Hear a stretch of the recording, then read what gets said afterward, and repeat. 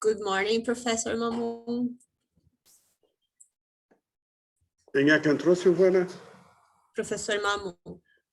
Por Mamu, tá.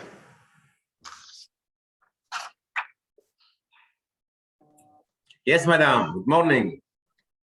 Good morning. Good morning. Good to see you. Welcome. Thank you very much. Thank you. We are preparing to start, Professor Mamun. In a few minutes, we are going to start. Excellent. Excellent. Good morning, Mr. Mamun. Oh, Excellency, Ambassador. How are you? How are you? Fine, good to see you. It's good to see you. Everything is set all right? Everything's Tamam. tamam. Tamam. Kulu tamam. Kulu tamam. Great. Great. For us, it's Sabah al-Khair here in Brazil. Yeah. It's Sudan in Khartoum. That must be the afternoon. It Time is is. it there?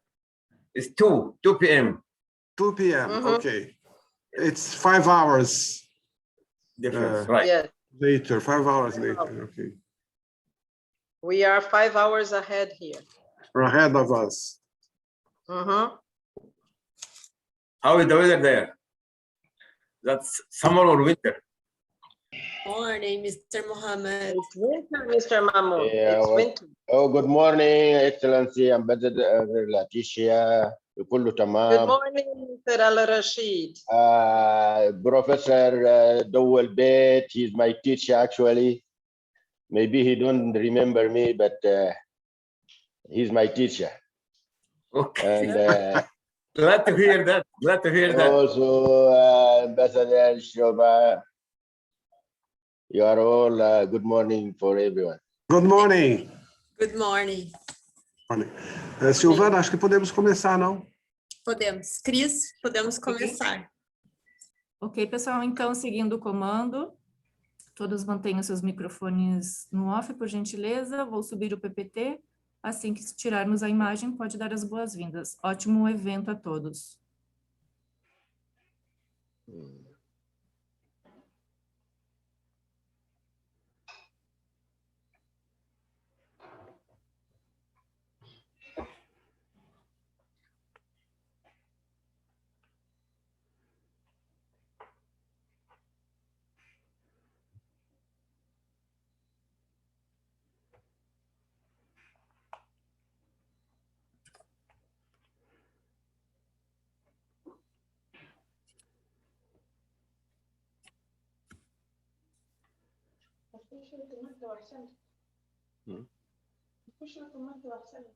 أحسن لكم كده.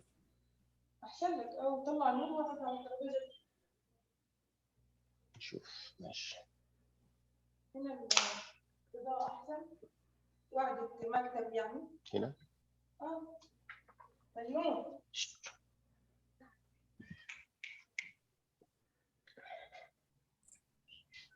Embaixador. Yes. Bom dia a todos. Good morning, everyone. Bem-vindos a este Welcome to this webinar. It is a pleasure for the Commerce Chamber Arab Brazilian to sponsor it. Firstly, I want to greet my friend Patricia, who was helped and was enthusiastic of this meeting. And I also greet the Sudanese and Brazilian participants, and I thanks especially to Sudan Embassy in Brazil here, who is represented by our friend Mohammed Barasht Sid Ahmed. Good morning. I would like, before we start talking, I would ask you to project a video that was given us by the Sudanese embassy. Sudan is one of the country most rich in resources presented by forests, farming, fertile agriculture, land, abundant water, fish, and mineral wealth. The history political transition of Sudan opened new perspectives to the country. And the country has launched several ambitious reforms in order to reestablish the place of Sudan in the international community and rebuild the impulse for sustainable growth. Economically, it reflected in the signature with the partnerships with the International Monetary Fund at the World Bank that are helping the bodies to design the framework to rule the public finances and the financial sector and improve the business environment. In parallel, the removal of Sudan from the list of the terrorism sponsors of the US in December brought up a big obstacle for the return of the international investors. On May 17 in Paris, France held up an international conference of heads of states and governments in order to support the Sudanese transition. At the time, the First Minister of Sudan, Mr. Abdallah Hamdok, and the Minister of Economy, Finances and Recovery of France, Bruno Le Maire. It will launch a forum of business of Sudan. These exchanges between the private and public sectors and the international institutions helped to evaluate the economy perspectives and businesses opportunities in a country that, even though there are current difficulties, it is still a real and sub-explored economic potential. Sudan is open to investors from all over the world in all levels.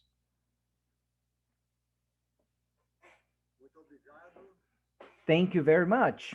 Thank you very much for this excellent video that show all the opportunities that are open here in order to do business with Sudan.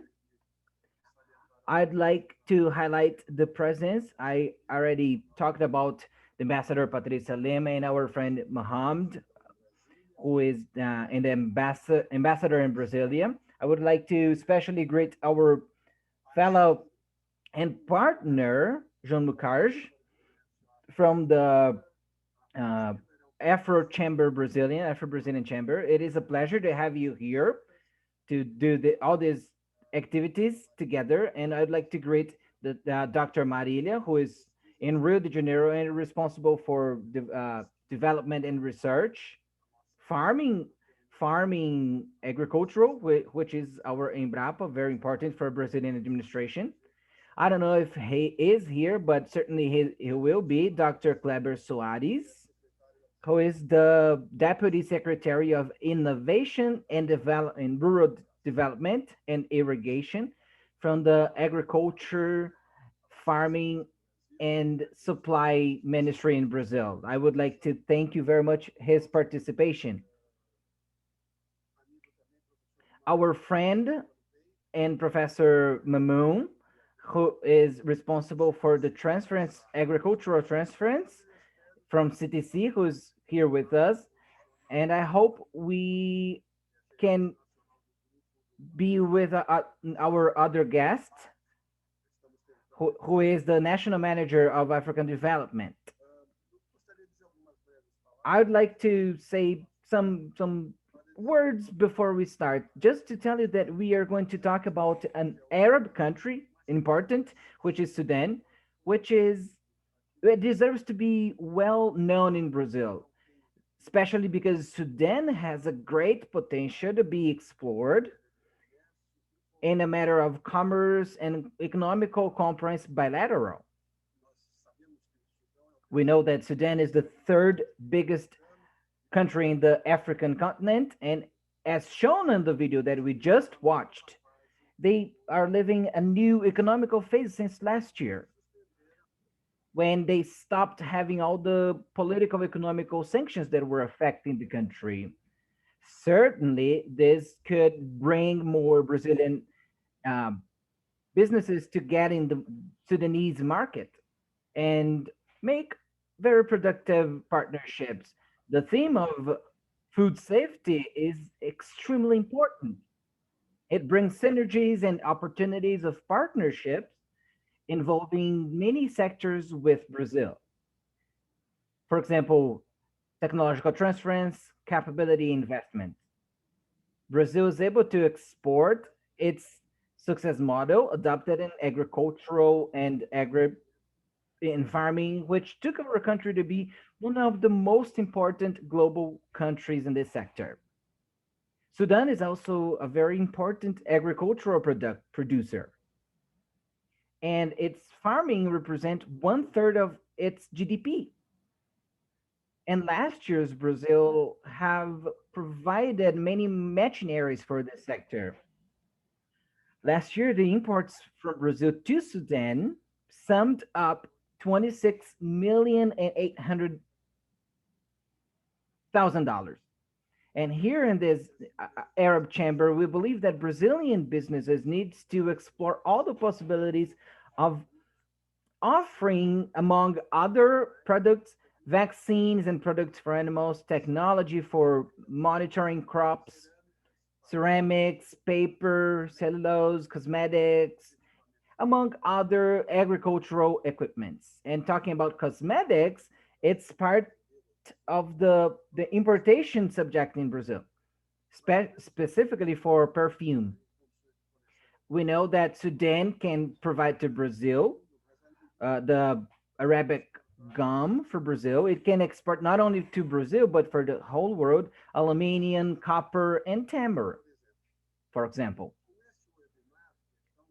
The webinar commerce that we are doing right now, and represented by Patricia Lima, the ambassador, what we want to show here is that Sudan wants to take investments from many sectors. There are many nice sectors and projects in energy, mineration, infrastructure, roads, ferroviaries, airports, and among others. Not only that, but Sudan can help other countries in Africa. We hope there more possibilities are open in strategic possibilities to bring this relation together between Brazil and Sudan. We cannot forget that Sudan's geographical situation is important because Sudan is projected to the west, center of Africa, to the south of Africa, to Red Sea and Arab Peninsula. I don't want to keep going. I want to give the word to the other people and for them to bring it more deeply with the competence we know they have. I hope we have a very good discussion here, and I thank everyone for your participation here, and I wish you have a great webinar. And I'd like to now to give the word to my colleague, and who I still consider colleague. When we left Itamaraty, we had never stopped belonging to Itamaraty somehow. And I would like to give the word to Patricia Lima, who is ambassador. Thank you very much. Good morning, ambassador. It's a pleasure to see you. It's always a pleasure. Good morning, everyone. It is a pleasure to be here, to be able to talk about Sudan, which is a country that since 2011, we have been in touch. And I lived here for some time ago. Now I'm living here for more than 2 years, and I want to live here until at the end. It is a pleasure to be here. It's even more pleasurable to be able to live this transition from a regime to a democratic state, a freedom state, a state that is seeking its growth and wants to explore all its potentialities, talking about humanity, technological, animals, and natural. Sudan is, in fact, a strategic country, but geographically, it's good for Sudan. Its soil is also good, and Brazil also have an agricultural capacity that is something able to be a cooperation, especially from Brazil. We have many common elements, many relationships which is the agricultural potential, and we have to explore this. In the Paris conference, when we started yesterday, it was mentioned by First Minister that there were 4 areas where he seeks as potential for international cooperation, which is energy, mineration, infrastructure, and agriculture. So this is a good way, not about only about France, but for all over the world investors, because he was talking to the international community. We have bilateral relations with Sudan. We have many common points talking about culturally talking and education talking, many similarities about loves like soccer and capoeira. We have a capoeira team here.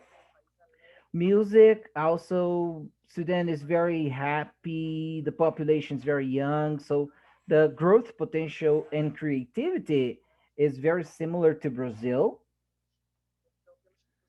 So we have to seek all those elements, and together with today and with the Brazil Chamber and AFroChamber, they're giving this opportunity for us to get to know better Sudan, and we are able to explore some of the points considered priority for the cooperation between this country and what the Prime Minister said, which is agriculture. I hope we have a great seminar, a great webinar, and we have a good discussion. Have a good morning and good afternoon. Ambassador, you have the word again.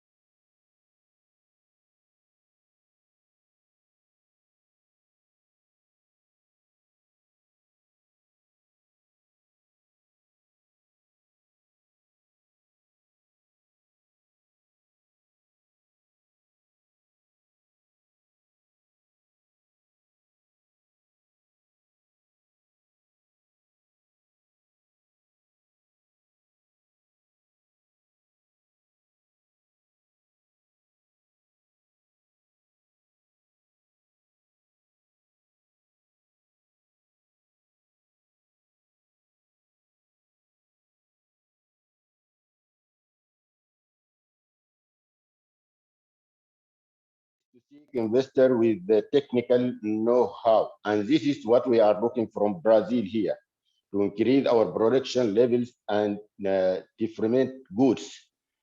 Before I'm finishing my work, I have to see something between Sudan and Brazil. It is related to this point. And also Sudan has one of the greatest varieties of mineral resources. Sudan committed to reforming the financial system, all our banking system, reconnect to the economy to the world, and create a robust and competitive, well-governed open market to support trade, investment, and growth. Sudan also has made significant progress with the help of our bilateral friends and partners, such as we finished with France, US, and UK, and all European Union, and all international community. Also, we finished our debt with IMF and AFD Bank, and now we are seeking to comprehensive debt relief through HIBIC to restructure our debt and just start move on. Also, the government is committed to conduct a root and branch reform of the entire investment value chain in order to be one of the preferred destination for doing business in Africa. And we have, as you know from Paris, we have many resources that it can not only benefit Sudan, but it can benefit all the world. And we believe this is possible. As Sudan average GB rate between 2000 and 2000, it is, you know, remember that when we have oil, that we have a very high rate of GDP. But now we have another resource. We have mineral, we have agriculture, we have services. Which all this can put Sudan again in the right track. From our friends, support the rehabilitation and launch of specific flagship projects within the core competence.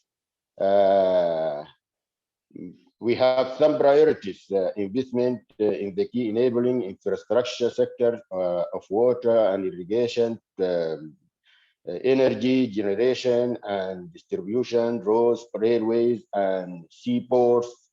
All these now it's open to like PPP investment or other kind of investment. I need to go back to my point. I need to tell about, to mention about Sudan and Brazil. Sometimes people think that some area, there will be some like, it's not competitive between Sudan and Brazil in some field. But I have two examples I need to mention in this meeting here with you. Cotton and sesame, leaf sesame, cotton, and gum arabic. You know that this is two products. These two products, it is a wide uses in the world. And Brazil, one of the biggest country in cosmetic business. If we just they take this gum arabic from third party. If we cooperate together and do much things, and we transfer technology from Brazil in this field only, and Brazil can just get it direct, and we will get more and benefit more together.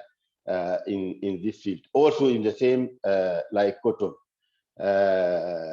Nobody in the world, all of us, we use this cotton in our daily uses. Only this, I take this like an example. If we just, because I'm here in Brazil, I see how they use the technology every time they having new innovation, and they make this know-how, and it is very modern.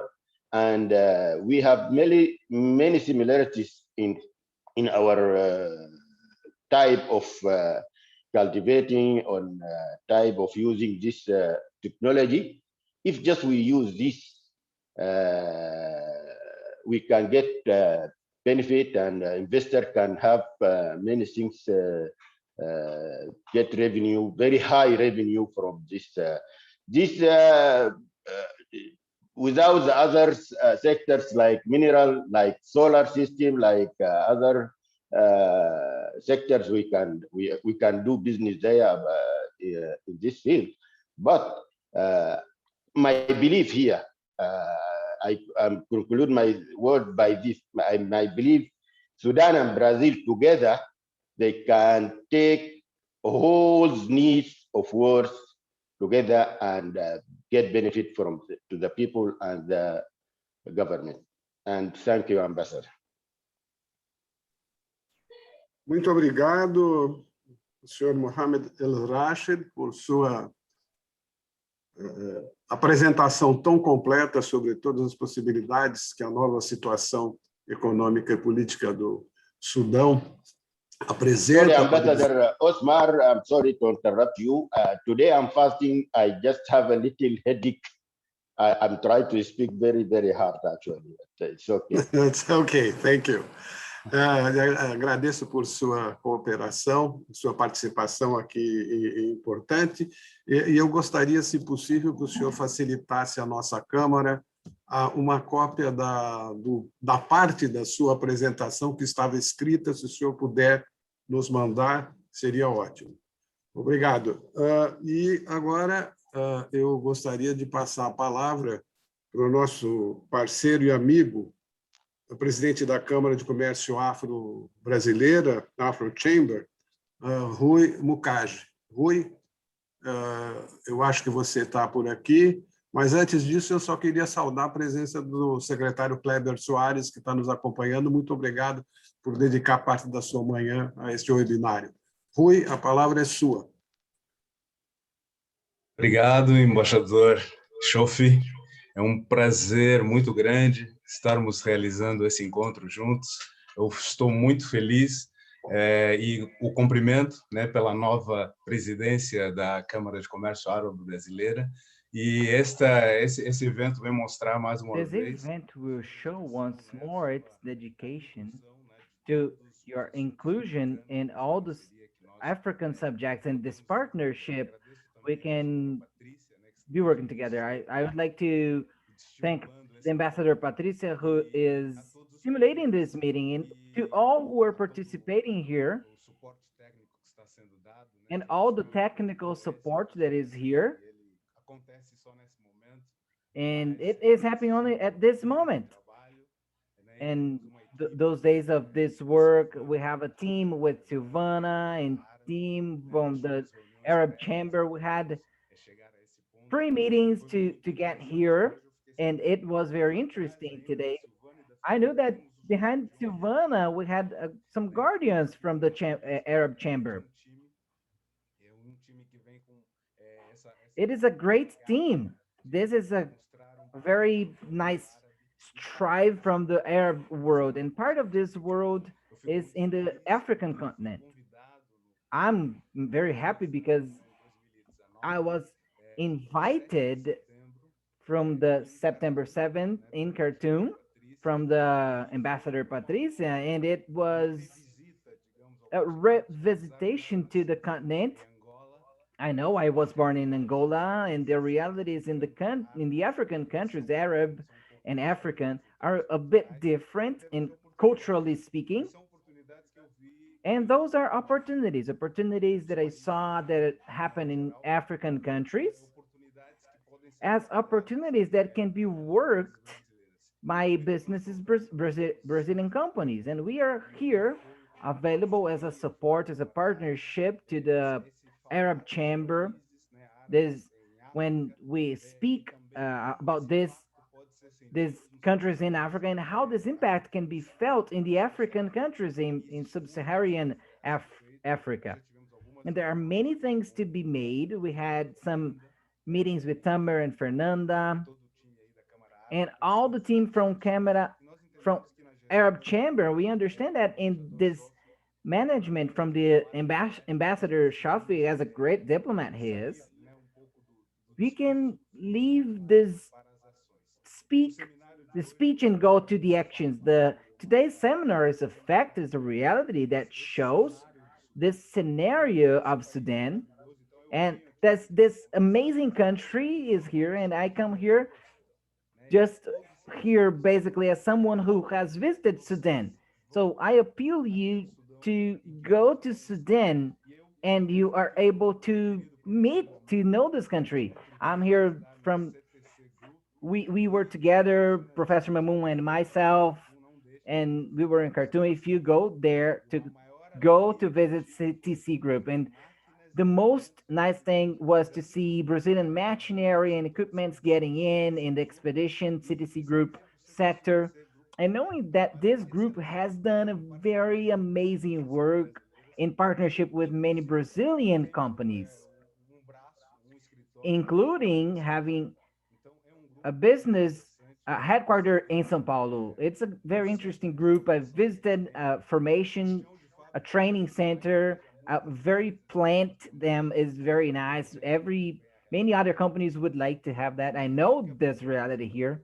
So we have a lot to learn with Sudan. So culturally, there are no words. There are pyramids in Sudan. I had the privilege to be in a museum in Khartoum, which is a very rich museum. They have a very nice things to see. So we want to do business. We understand culturally Sudan. And as Mohamed El Sared also put a little bit of this, which areas there are, I want to guarantee this, that we have opportunities in all areas in Sudan, and Sudan is open to business. And we should count on the support of the Arab Chamber. You can also count on the commerce, a Brazilian Afro-Brazilian Commerce Chamber. So this is one more opportunity to give this speak and thank for the participation here. I wish you have a great event. Thank you very much. Thank you, Rui, very much. You sure this cooperation between Arab Chamber and Afro-Brazilian Chamber will keep being about the promotion of cooperation in the business with Brazilian and Afro-Brazilian, which is a very important market for Brazil. So I'd like now to give already time for our speak. I would like to give the word for our institution manager, Fernanda Baltazar, the word, who will conduct our talking now. Fernanda, now you have the word. Obrigada, embaixadora Marchoff. Para mim também é um grande prazer estar aqui hoje para discutirmos sobre o mercado do Sudão, né? Um mercado que já é um parceiro de longa data do Brasil e que existe aí, como já foi colocado pelos representantes, autoridades, as grandes oportunidades que existem. Bom, para dar início a essa segunda sessão, vamos falar sobre as perspectivas de cooperação entre Brasil e Sudão. E para iniciar, eu gostaria aqui de convidar o secretário adjunto de Inovação, Desenvolvimento Rural e Irrigação do Ministério da Agricultura, Pecuária e Abastecimento, o senhor Kleber Soares. O senhor Kleber Soares, ele é membro de conselhos, comitês e fóruns estratégicos nacionais e internacionais, como a Rede International as the Superior Council as the Agribusiness in the São Paulo state. Mr. Kleber is graduated in veterinarian by the University in Rio de Janeiro, and also for the institution, and his master in parasitology in vet and doctor in veterinary sciences. He was also vice president of this institution at Embrapa. Well, without further ado, I would like to invite Kleber to get here and start speaking. Start our discussions. Kleber, you have the word. And thank you very much again for your time. Thank you very much, Fernanda. Good morning, everyone. Before everything, I would like to thank you all for being here with you. Thanking my friend Rui Mukaji, president from Commerce, Brazilian Afro-Brazilian Chamber. I would like to thank our ambassador, Omar Shafi, who was president from the Arab Chamber in Brazil. I need to thank two important people, which is our ambassador Patricia Lima and Maria Nucci. That has been a long time we don't see each other here. What is related to nutritional and food safety. It's a pleasure, Marilia. I'd like to bring here some reflections, some thoughts, and share with you a little bit in this specific forum. What are the perspectives for in innovation in agriculture in Brazil? And this talking, interact, and see how we can contribute with the development of innovations in Brazil and Sudan. I would like to talk about. I don't want to talk about this dimension. I don't think I need to talk about it, but I would like to talk about the challenges we need to bring this with Teresa Cristina, which is our minister. We have all here the horizons for next years in agriculture in Brazil. Also, our friends talked about a very important moment in this turn in the segment, agricultural segment, not only in Brazil, but in the whole world. Even in middle of the 90s, many factors were helping, were bringing many new things for agribusiness factors, social factors, political and economical, and less than 25% was supported by the factor technology. Nowadays, in this turning, this was inverted.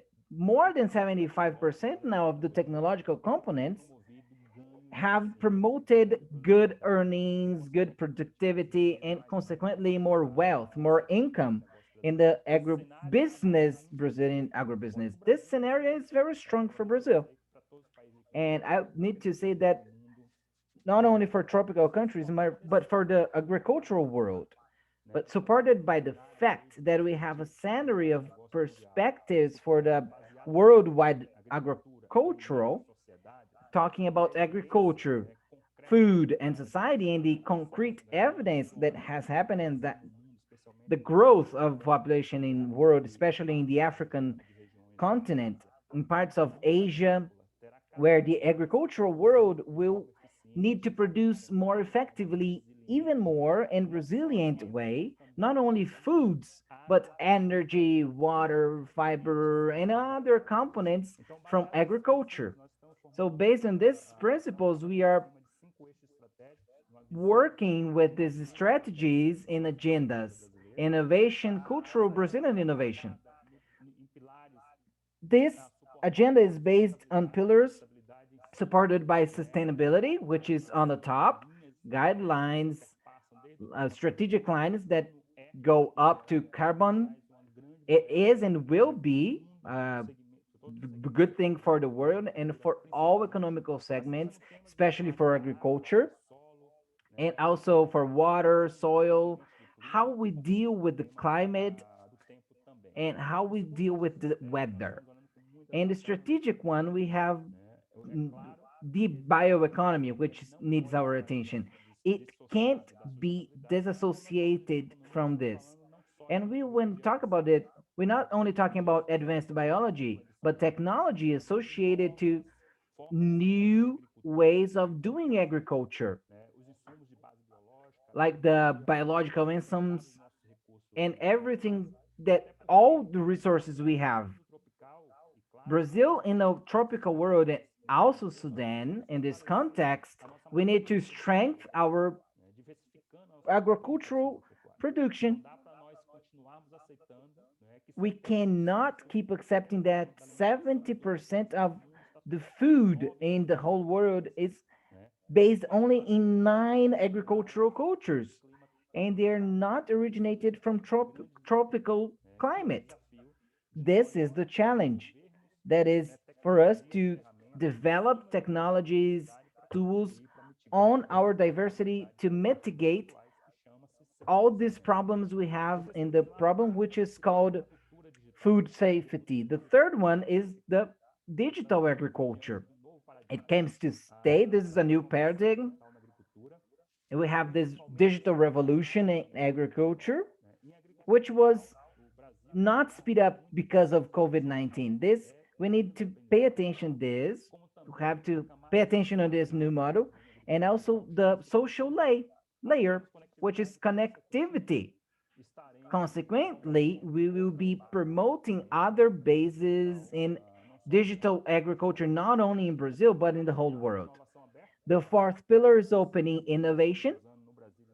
And the cycle we have opened, which is to strengthen our relations, our partnerships, not only to generate systems and ecosystems of innovation, but to increase the startups in this sector, but to aggregate value for our products. And fifth pillar, not less important, which is food tech. It is a principle of strengthening of innovation on the agro food systems. We have generated new ingredients, aggregating value to this new product and new processes. And we are in Brazil with a very strong agenda in foods and among other technologies. Not to be very tiring, I'll bring some other things to share with you, especially with the Sudanese people, people from Sudan who are here. In perspective of bioeconomy, in Brazil, we are in a transition stage where we are going to the green revolution, which is the first wave in Brazil, and it has supported very strongly in the commodities. And we are very strong in integrated systems of production. We have 70 million hectares in Brazil with this system, and also the forests farming and all this part. And why don't we expand this kind of technology with Sudan and other countries in Africa, which are tropical climate, right? But we are already in a transition, which is the first jump from the tropical climate, which is the bio-based agriculture. First, we are using the transdisciplinarity, multifunctionality, not only producing food, fiber, energy, but aggregating value for new resources. This is a reality that is already in Brazil, and it is here the opportunity for us to change, to trade experiences and get these new technological models. For the crop now we have now 2021, we expect that Brazil planted about 42 million of hectares using this biological agricultural technology. This is revolutionary. Some years ago, we could never imagine that in the world this could be working. And now we have more than 40 million hectares planted in Brazil using these tools in this biodiversity based. And we also have this in Brazil. And we have 5 million hectares here. We have from 5 to 17 in Brazil in integrated systems of production, which is the combination of the same area, like doing corn, soy, milk, forests, and fruits. This is a new revolution. And we are able to transfer this know-how to other countries, African countries. The same way, this is digital is another theme. This digital agriculture for the world, but we are looking especially to increase the connectivity. The Minister Teresa Cristina yesterday announced that in Brazil, the innovation perspectives and scenarios for digital transformation will be supported by the increase of connectivity in the field. We know that the situation in Brazil today is about 23%. We are operating with two fronts to amplify this connectivity, which comes from antennas and towers, and the second one, which comes from satellites for places that are more far from the agricultural fields. And we want in 4 or 5 years to have a new standard in Brazil supported by 85% covering in the agricultural field in Brazil. This is another perspective, another scenario, other things that makes us to be apt and able to walk with you guys. And in the open innovation, it's really robust, and we want to promote sources to connect startups and producers, investment funds, and new opportunities of business. Because of the dynamics of these movements in startup are called agritechs in Brazil, is very dynamic. For you to have an idea, in 2019, in Brazil, we mapped more than 1,100 startups. And we know nowadays where they operate, what they do, what is their production line, if it's before or after the gate. And how important is this? It's not only important to take this technology, but to promote new ways of increasing the new companies, new strategies with the business, the based businesses. And this is the agribusiness in Brazil, which is called Gira. It was born in 2017. And last year, 8% of this company grew. They are not in a startup anymore. They are big. They are from Santander. And they moved more than 5 billion reais starting an idea of developing a fintech for agribusiness. The speed of this transformation, these movements that are promoting to the agribusiness in Brazil, we don't hold that. And why don't we discuss with you this opportunity and this movement? And as an example of food tech, that we are working in the lines of developing national plans of new ingredients for the whole world and Arab countries, no more than or anyone else, the technologies for this, supported especially by the grains that are really rich in protein. And why not to aggregate value for our soy, our peas, and our other grains and other protein levels? We need to look at the world and see that we have many people that don't have food enough. And we know that we need to mitigate this food safety in Brazil. So I finish here. I'm available for the agricultural ministry, for the Brazilian government, to discuss not only about talking about Brazil, but from the whole world, especially with our Sudanese friends. Thank you very much for your attention. Obrigada, Kleber. Excelente apresentação. Eu acho que o que você nos trouxe traz diversas oportunidades, e principalmente na questão de novas tecnologias, né?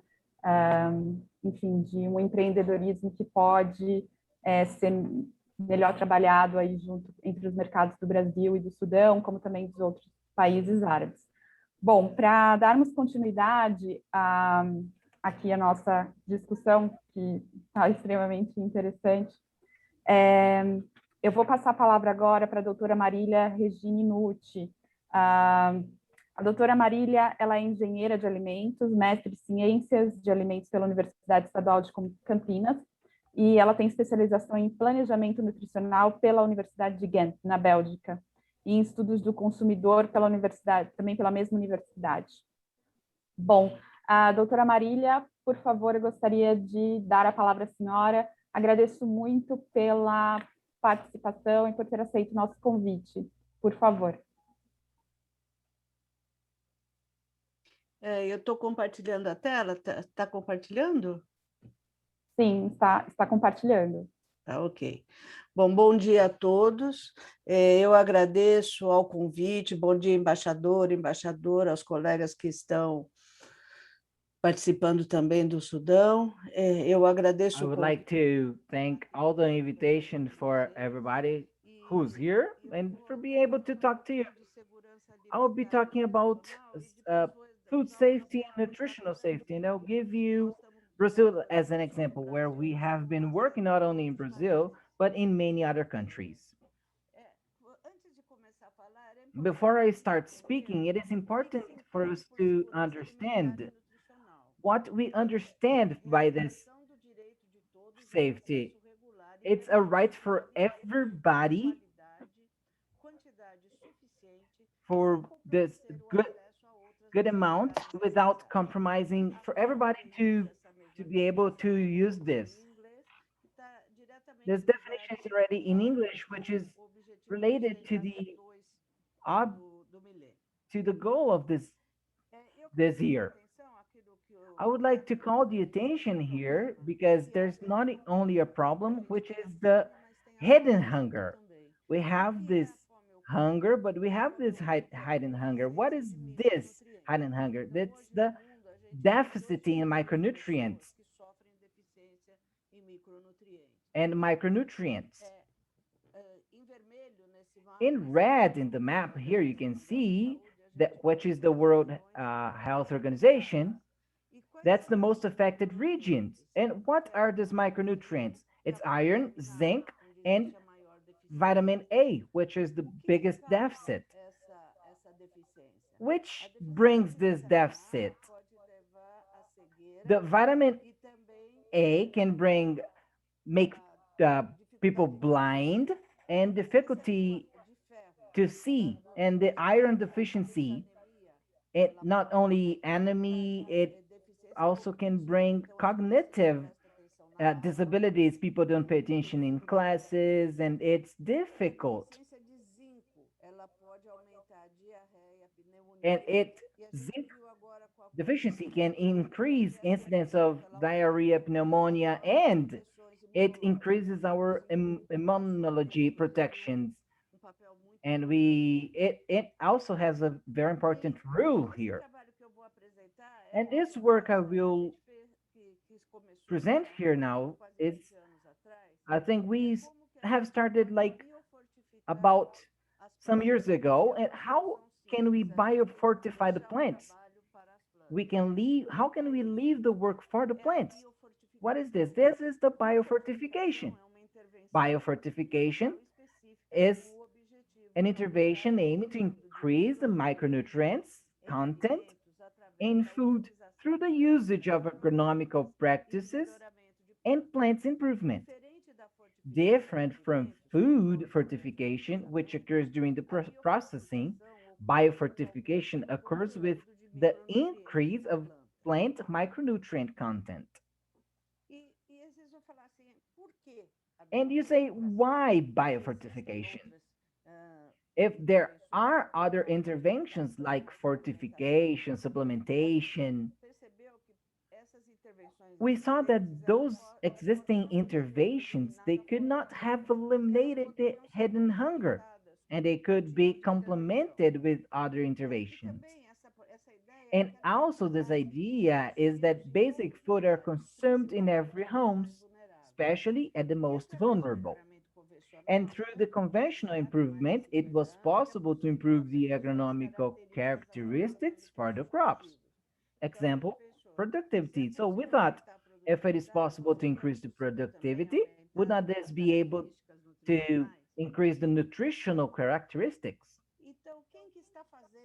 So who is doing fortification in the world? There is an alliance in the world of research who execute united to disseminate this contribution. This is coordinated by the SIAT and the International Institute of Public Politics in Washington, and Embrapa is part of this. Embrapa in Brazil coordinates all these efforts in Brazil. And I'll be talking a bit about Brazilian experience. But you can see in the map here that this experience, and if we focus in Brazil, it's one of the countries that are using this biofortified foods. Brazil is the country that has worked with the biggest number of crops.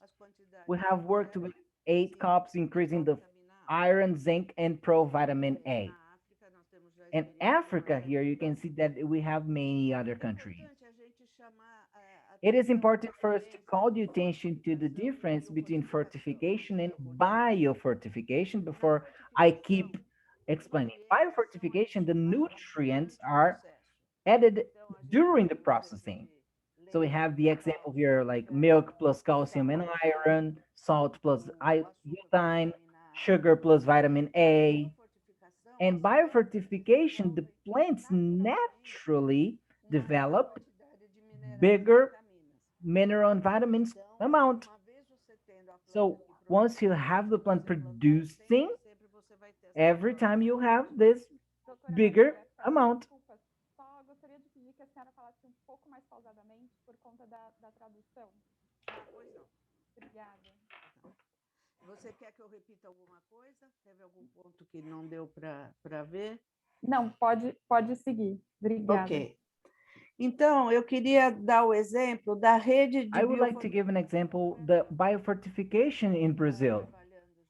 If we have been working with this research in 2003, but since 2009, we have been working with this development and with the consumers. So with what do we work? We work with pumpkins, rice, beans, a kind of bean which is very consumed in Sudan, I think, Angola, and other countries in Africa. Yuca, corn, sweet potato, and wheat. Until the moment we have registered in the agricultural ministry and being produced 13 cultivars with biggest levels of iron, zinc, and beta-carotene. So Embrapa makes the research, and after that, it's already on the producer's hands. Here are some examples in the products we launched. So we have the yellow yuca. They have more vitamin A. Sweet potato, which is orange. It has almost the same quantity of vitamin A as the carrot.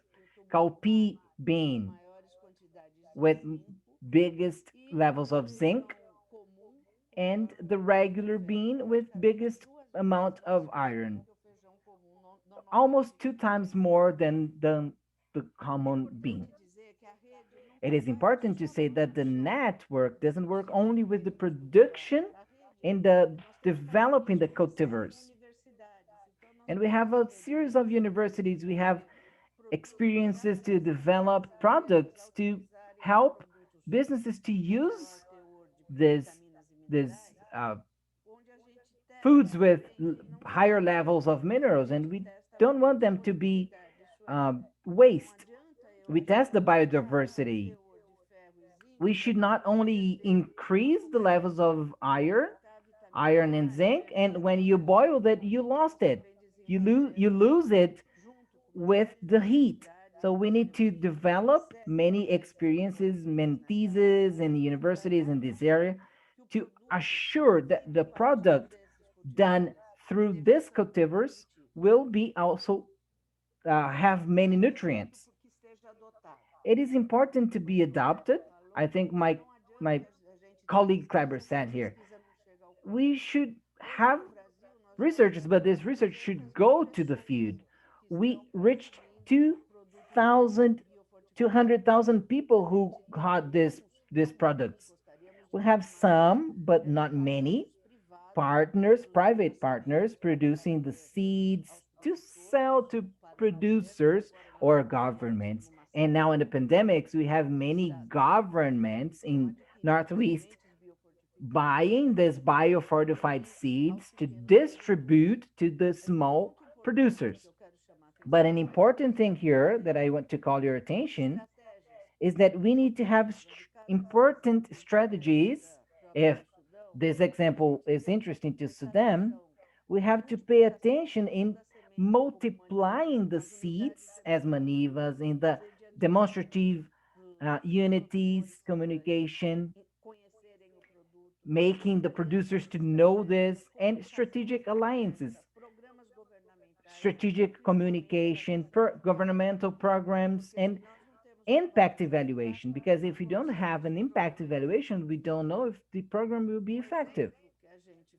An example that we put here, because I don't have a long time, is the work that we did with people who serve food in Sergipe. So we made some manuals for them to have recipes to use these biofortified foods. And that was important because in this manual, we showed the adequate practices in hygiene for manipulating the food.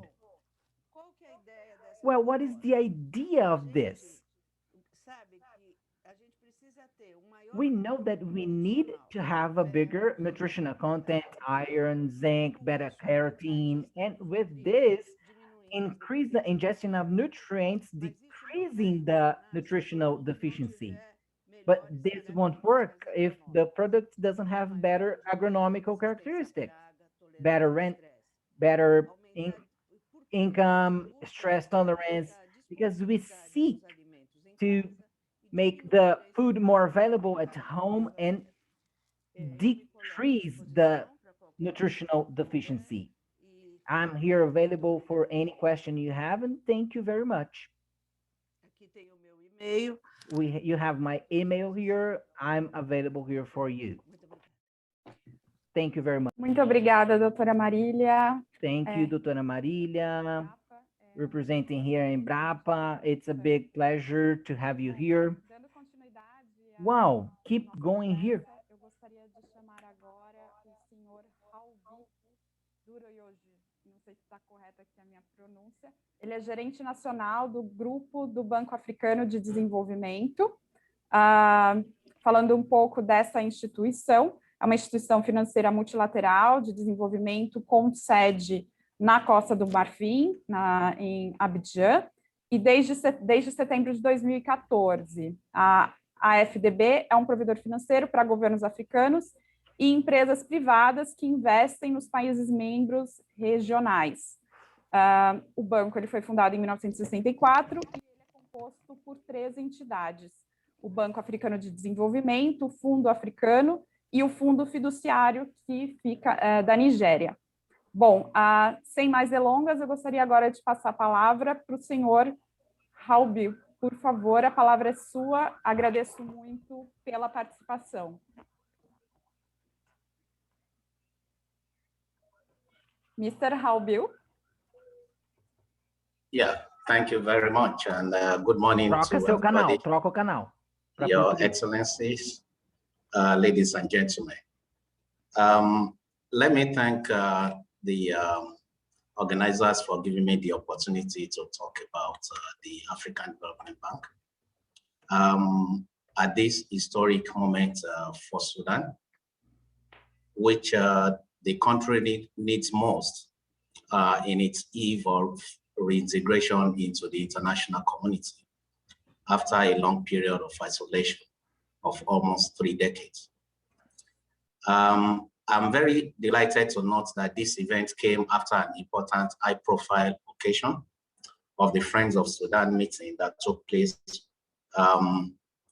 beginning of the week in Paris, with far-reaching positive outcomes that is expected to go a long way in supporting the right development trajectory for Sudan. Of course, another important historic moment I would like to mention as well is the active engagement of the international financial institutions, which embarked on rigorous program of arrears clearance program for Sudan after the removal of the country on the state sponsor of terrorism list.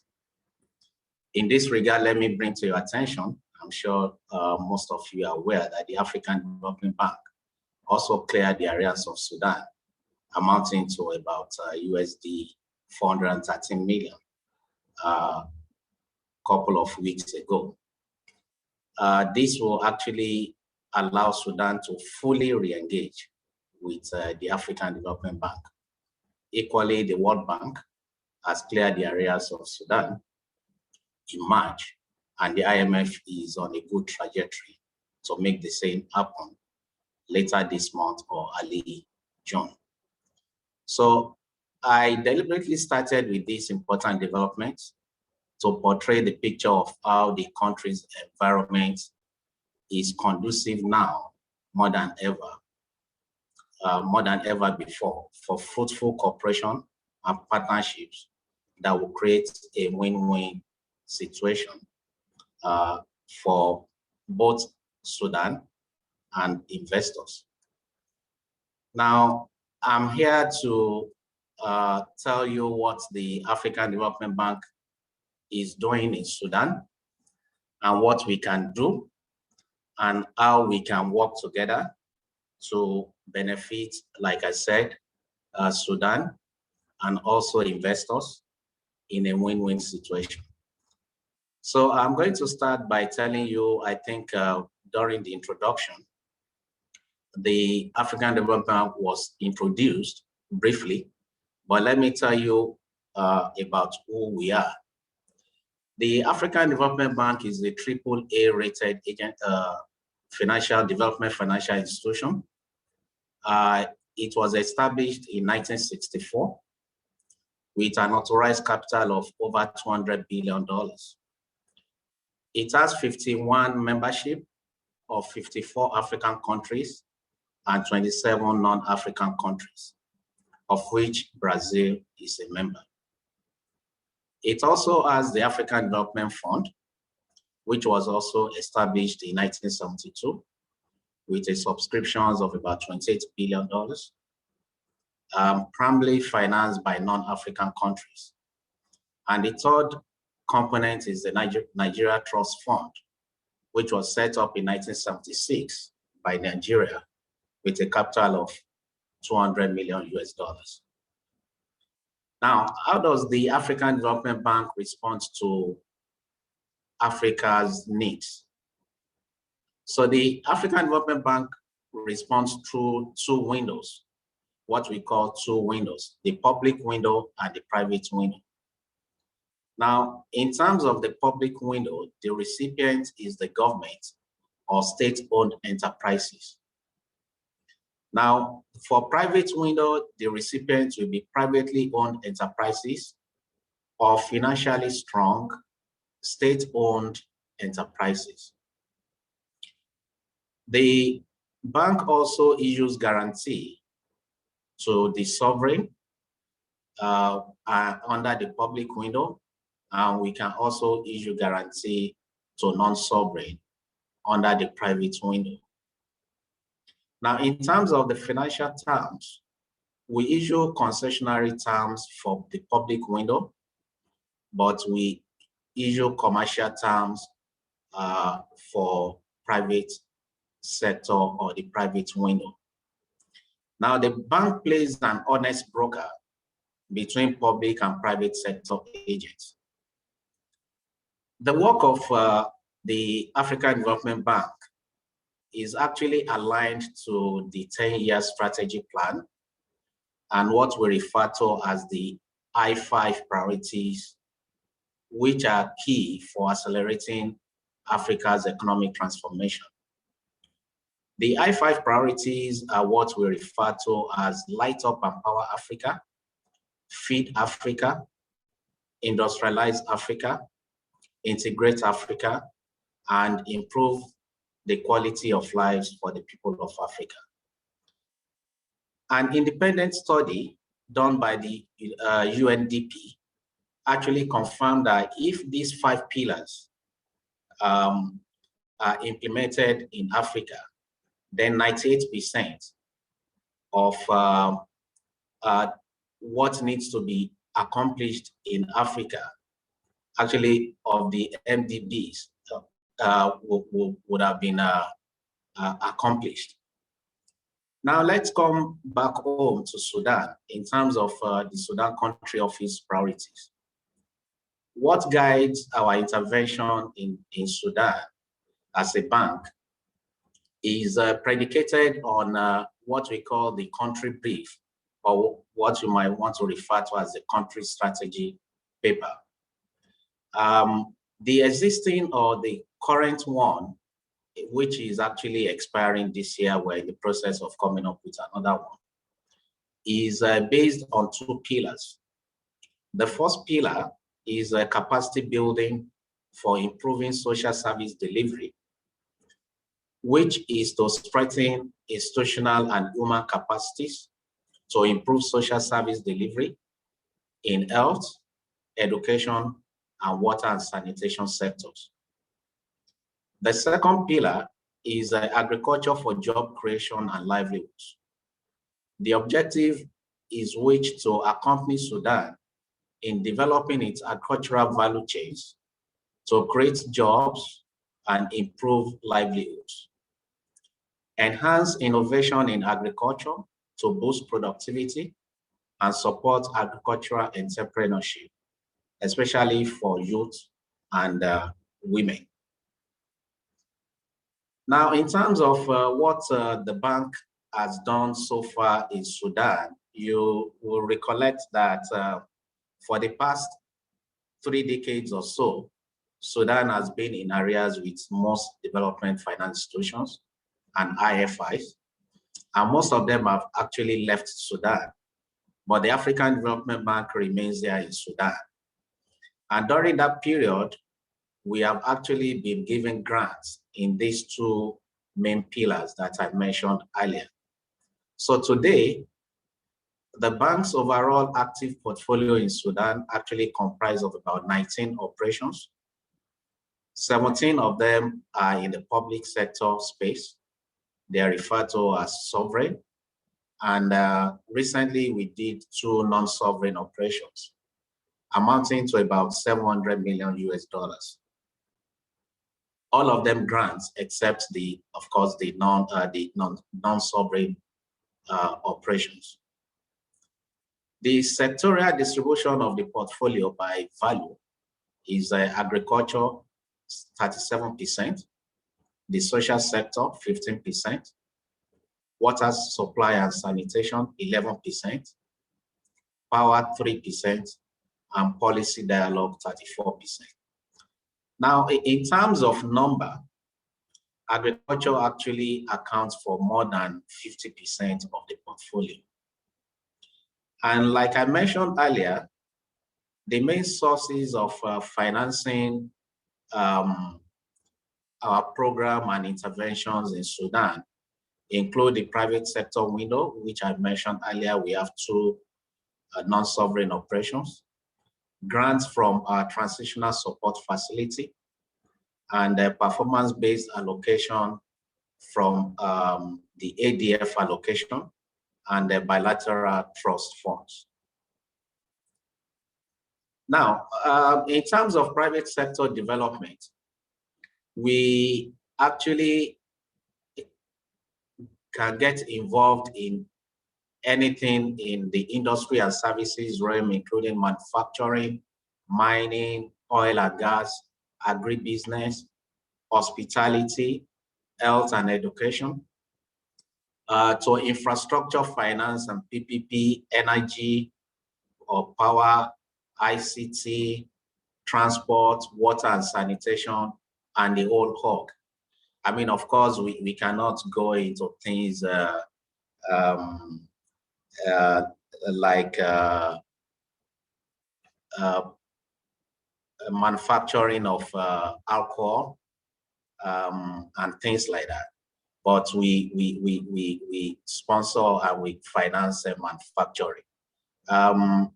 So we can do the whole org, the whole spectrum in the private sector. We can finance.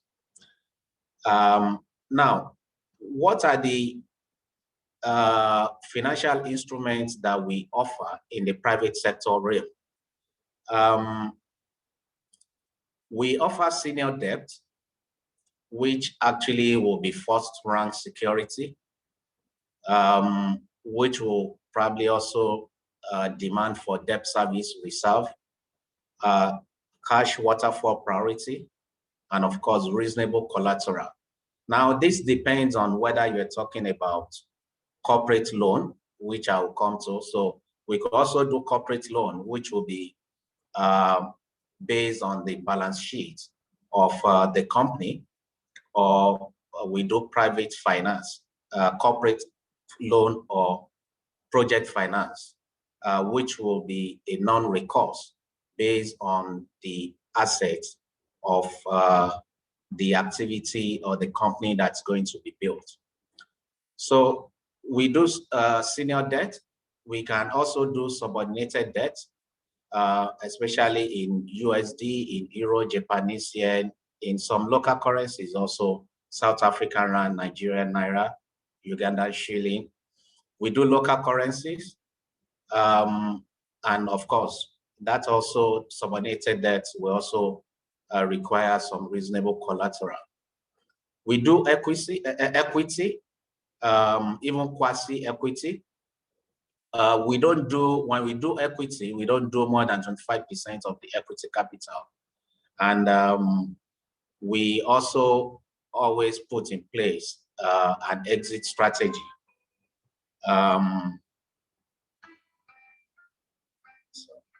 We also do an exit strategy to make sure that we exit from our equity intake. We also give guarantees, partial risk and partial credit. Sometimes we give technical assistance, depending on whether it's an SOE, a state-owned enterprise, or a standalone private company. We also do syndication, AB loans. But it has to be, let me mention that when we do senior debt, we don't do more than a third of a debt. So what happens is that we can help syndicate in the private sector realm. If there's a company that comes to us, there's equity, let's say there's equity of about 30%, then there's need to raise debt of about 70%. We can actually do up to 30% of the entire funding. Then we can also syndicate to help bring in other IFIs or DFIs to actually get the entire debt that is needed for the project, to finance the project. Now the question is, why do you want to work with the African Development Bank? The first thing is our vast experience in Africa. We are active across the continent for over 50 years. Secondly, you want to talk about our broad knowledge. Even though we started as a public sector partner, but we have built strong experience and knowledge in the private sector realm across Africa. We are in constant dialogue with government. So we, like I said, we are an honest broker between the public and private sector agents. So we know what is happening on both sides of the aisle, and we can always broker that. We have the market, and in terms of our packaging, the resources that we provide, it can be concessional, it can be grants, and we also know the market. Now, in terms of cost, our cost is very, very competitive. We have risk-based market pricing. We have longer tenure, up to about 15 years, if it's project finance. And sometimes we can even go up to 20 years in exceptional cases, especially for power projects. We have the financial muscle. Like I said, we're a AAA company. We have strong support from the international community, reflected in our AAA credit rating. Then lastly, the environmental and social safeguard. The bank can actually help strengthen and streamline the environmental and social safeguard of a project. Now, what is our process? The enterprise that we need to finance as a non-sovereign financing need to be located and incorporated in a regional member country of the bank, whether it's promoted by an African or a non-African investor. The enterprise must be majority owned, 51%, by private sector investors, or publicly owned with strong financial standing and proven managerial autonomy. So if you have a state-owned enterprise, it must be individually or it must have strong financial standing and has managerial autonomy, not be managed by the government. Projects for the establishment, expansion, diversification, and modernization of productive enterprises. Like I said, it could be corporate loan, which will be based on the balance sheet of the company, or it could be project finance, which will be standalone, and it will be non-recourse. The maximum investment, like I said, that we can do is 1/3 of total project cost. And the minimum total project cost that we actually take on is $30 million US. So the total project cost cannot be less than $30 million because our cost of transaction is high. If we see anything lower than that, then we encourage financiers or sponsors to actually approach commercial banks. Now, in terms of what do we actually consider when we look at a transaction, a non-sovereign transaction, whether to get involved or not? There are 4 things that we actually consider. We look at the strategic alignment of this project. How the degree of alignment of this intervention with all relevant strategies and policies that we have in the bank. And the second thing is the commercial viability, the likelihood of sustainability, and the financial sources. The third thing is the development outcome, the expected economic, environmental, and social benefits. And the last thing is the additionality and complementarity. What is the bank bringing to the table that somebody else cannot do? If the commercial banks can do it, then we don't need to be in that deal. So these are the 4 things that we consider. So I'll try to round up now. I have only 5 minutes left. Now, how do you work with us in the private sector realm? What you need to do is come up with what we call a project information memorandum, which describes the project, the sector, the location, production, volumes, etc. Give us information about the sponsors, including the financial and managerial background, the cost estimates, including foreign exchange requirements, financing plan, of course, indicating the amount of financing desired from the African Development Bank, key technical and environmental features, feasibility indicators, the business climate, market prospects, including proposed marketing arrangements, implementation plan, including status of required licenses, permits, certificates, concessions. If you have the feasibility study or business plan, environmental impact assessment, depending on the nature of the project, and you can send that to us. And if we need additional information, we'll come back to you, and this will actually start the ball rolling. So let me conclude by saying that there are huge opportunities for profitable investments in Sudan, especially in agriculture, infrastructure, transport, health, and energy. The investment climate has improved significantly with arrears clearance and reforms being implemented by the government of Sudan. And the African Development Bank is a partner that can help investors achieve business success and ensure sustainable and equitable development in Sudan. Thanks for your attention, and I'm available for questions as we go on. Thank you very much. Muito obrigada pela participação.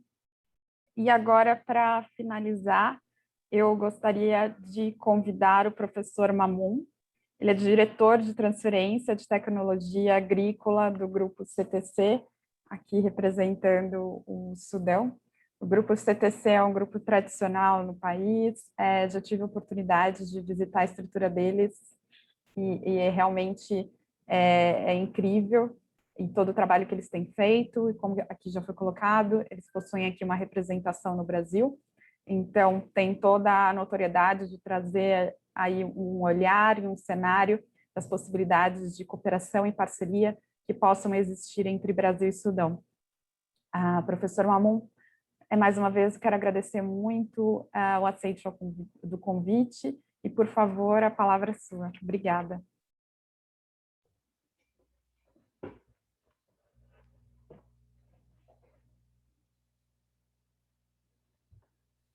Professor?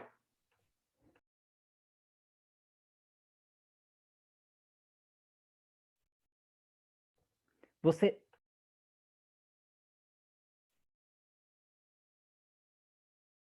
We cannot listen you. Nós não conseguimos te ouvir.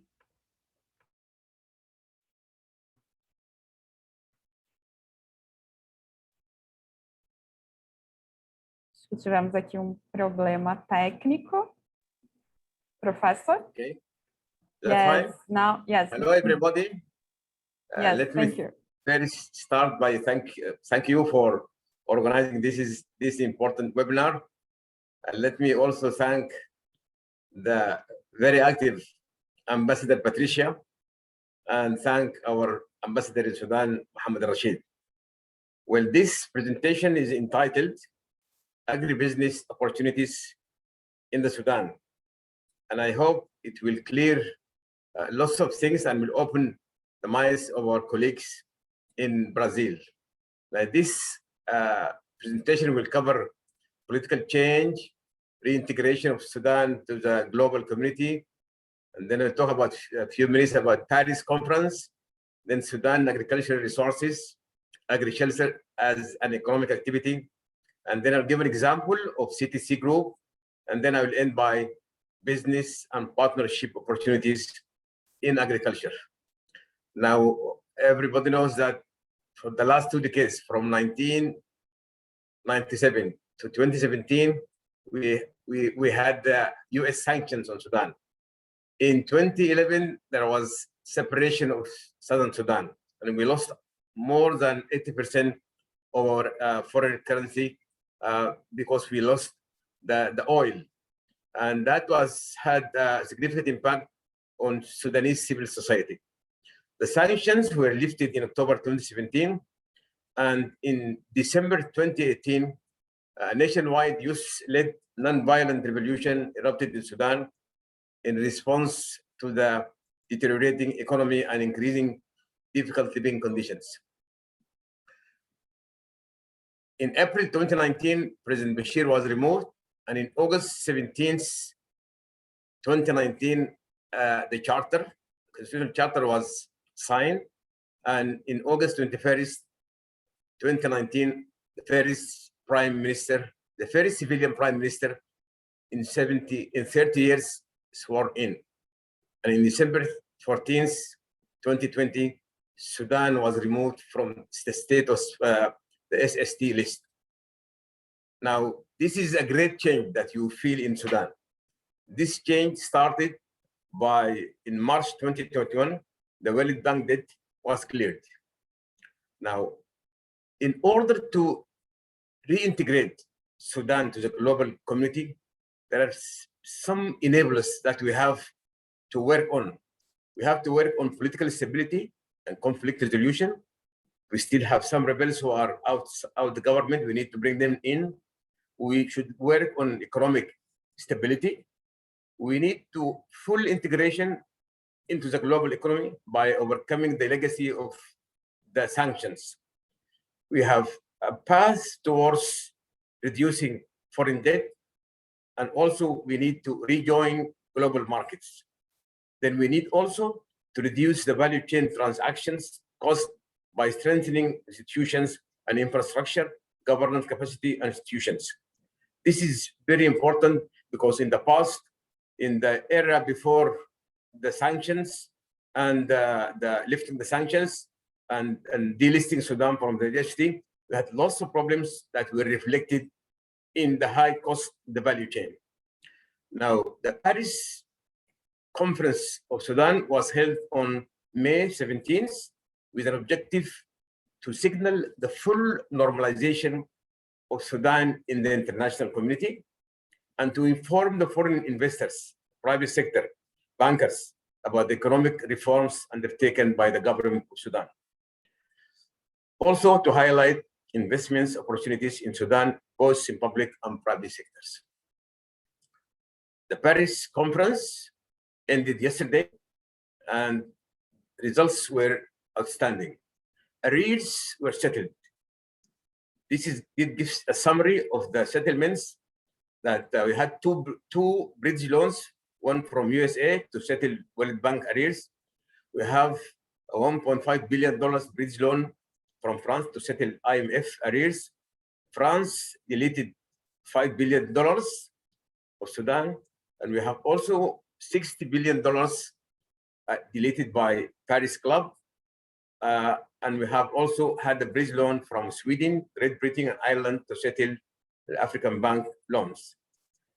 Saudi Arabia deleted $5 billion arrears to Sudan. Also, Ireland deleted $5 billion, and Norway deleted all the arrears.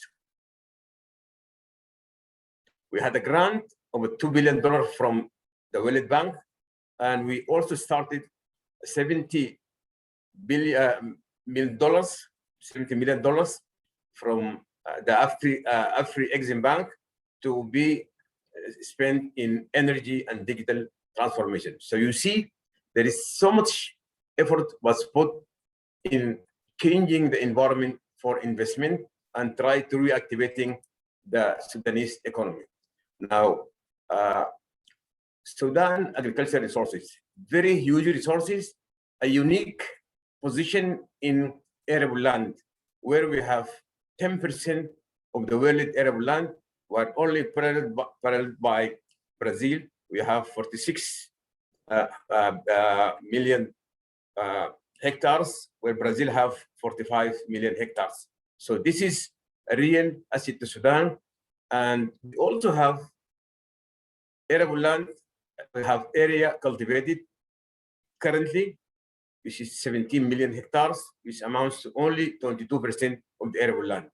A forest area of 18 million hectares, rangelands of 48 million hectares, and animal wells of 150 million heads.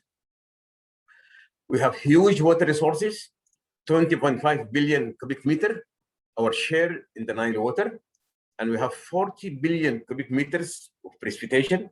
We have 10 billion cubic meters of renewable ground water. So you see, land and water are available in the Sudan. And our climate is very much diversified. We have 5 ecological zones. We have sunny skies for almost 12 months in the north and 9 months in the south. And this climate allows a continuous growing of crops and continuing supply of agricultural products. Agriculture as an economic activity is very important. It have a share, 1/3 of our GDP is coming from agriculture. We have 50% share of the national employment, and we are using only 20% of our land under cultivation for cultivation, and we have 10% potential yields. And this is very unique that we need to work on, and it's very easy, I will say, to talk later about that we can increase our growth by 4.5 times. So this is a good opportunity for Sudanese agriculture and investment. The salient features of agriculture is that expanding export markets is a huge potential for the export of ag products. We used to have low crop yields, but high potential to increase our yields. We have high potential for value addition, and we also have the proximity to markets, the GCC and the Middle East. We have technical information and agro-technologies, and we have a shortage of credit to agriculture. This is in brief what's happening in agriculture in the Sudan. Now, our markets and agribusiness trends, there is a growing awareness of the importance of modern technologies in solving problems.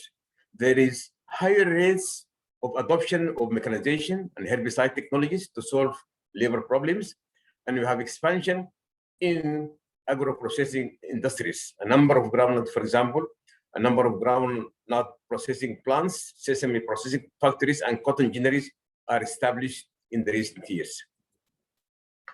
Now, our challenges to business environment, that before this change, there was weak governance and regulatory framework. We have very clear impact of sanctions on the banking and financial transactions, and we have currency devaluations, problem of repatriation of profits, and we ranked low on in the bank where doing business in Sudan into a number of 170, and that was in 2018, and in 2019 it went down to 162. We have a poor infrastructure, but this curves, or this graph shows how the exchange rate increased from 2010 today. See the hiking exchange rate that the government ended in trying to fix this, the black market and the official rates very recently, as I'll speak later. Now we'll give a summary or a brief on CTC Group activities in agriculture as an example of a successful business in the Sudan. CTC was founded in 1956 as a central trading company. CTC works on diversified, multi-sector, multi-company group. We have more than 1,500 local and expatriate employees, and we have about 1,000 staff operating exclusively in agriculture. And we are the largest sector company operating in the field of agriculture in the Sudan, and has been active in the sector for over 60 years. We have 3 big companies in our group working in agriculture. The first one is CTC Agrochemicals, the oldest. We are very much diversified. We provide seeds, fertilizers, herbicides, pesticides, fungicides, seedling production, industrial chemicals, and spraying equipment. And we're very much committed to high quality. We also have CTC Engineering, which gives engineering solutions for agriculture, construction, and earth-moving machines and automobiles. We have 7 fully equipped workshops. We have ISO compliant parts stores, and we have 32 fully equipment mobile workshops. We have more than 70 well-trained engineers and technicians. And actually, we provide tractors, combine harvesters, and a bunch of field machinery that covers all the crops in the Sudan. Our third company is CTC at Production and Export. Mainly, we work in gum arabic. We have a plant in Port Sudan, and in sesame and groundnuts. CTC had a number of 40 years of partnership with multinational companies, and we are very proud of having our partners in Brazil, Jumel, and we have Gatto, and we have these are the ones that are very important to us. Now, also, we have a system of agro-technology transfer centers. These centers are providing solutions to the diverse Sudanese agriculture. We introduce and localize the latest technology. We build farmers' capacities, and we smooth the supply of inputs and machinery, and we give general agriculture supply to farmers by experts. We have, this is our design in the technology transfer centers. This is in the Eastern Sudan, this is in Southern Kordofan, and this is in the Northern province, and this is in Sinnar. So we have unique buildings that host all our activities in these technology transfer centers. We have the contribution of CTC to promote agriculture in the Sudan is very wide, and we have lots of activities to raise awareness and to provide inputs, provide machinery, and provide services. And we are shareholders in big service companies in the Sudan. And we also build capacities, operators, technicians, engineers, and farmers, and we support technical support to our farmers. We have very good relationships in our farmers, and we have special projects that we innovated to be near to farmers. We have farmers to farmers visits. We also sponsor mobile clinic, and we have CTC Agro mobile application. This gives an example of farmers visiting farmers project that we advise. We host farmers from different states to visit a target state where there is a progress and success.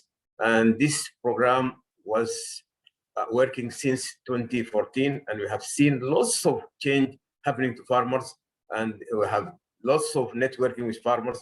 And I think this program had showed great success. This shows our mobile clinic. It's a program tour that we had our experts move around, especially during the season. We have 2 seasons here. We have the summer season, and we have also the winter season. And our mobile clinic moves around during the season and gives advice to farmers. We do a homework of getting farmers together, and we give advice for this, as you see in the picture to the left. Now we talk about the enabling business opportunities. In the Sudan, we have macroeconomic reforms, mainly lifting subsidies on fuel and wheat. And this is now changing the picture of production of agriculture at large. We have many reforms in the banking system. The first one was unifying the SDG dollar exchange rate, and that many also are coming of these reforms, the macroeconomic reforms and the reforms to the banking system. We have started working seriously in the legal aspects in enabling business environment. Mainly, last week, we have the new investment law, and we have the new public-private partnership law that will also change the enabling environment, the betterment of the conditions and the environment for our partners and our colleagues from Brazil. There are so many investment opportunities, but mainly I would focus on this slide that we have a potential for agro-industrial complexes that include production, processing of ag products, oil milling, grain milling, food production, and there are so many that are starting a change in the Sudanese agriculture. In the past, we used to produce and export raw products, but with a changing world environment and the investment of the private sector, there have been clear change in adding value in processing of ag products and exporting them. Also, we started animal production businesses in further and production of meat processing, and it's very early, but it's now moving towards adding value to our ag products. We in the Sudan, in the past, it's very difficult for a farmer to find an ag service. Although there is quite a change from traditional agriculture to modern agriculture, there is very high awareness from our farmers of the importance of the modern technologies in increasing yields and reducing the cost of production and being competitive in the market. But we run short of capital goods like tractors, combine harvesters. Now there is a growing expansion of the ag services, custom hiring of machines and field operations. This will give an opportunity to the farmers to buy ag service if they failed in buying the machines. So this is also now changing the picture of agriculture in the Sudan.